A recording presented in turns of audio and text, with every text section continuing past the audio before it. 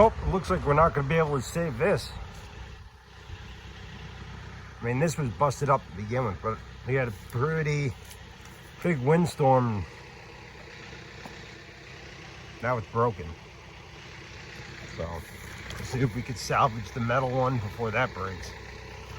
Jeez Louise.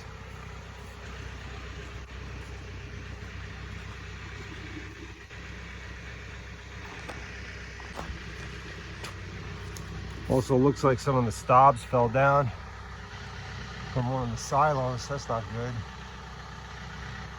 Man, those are pretty bad winds.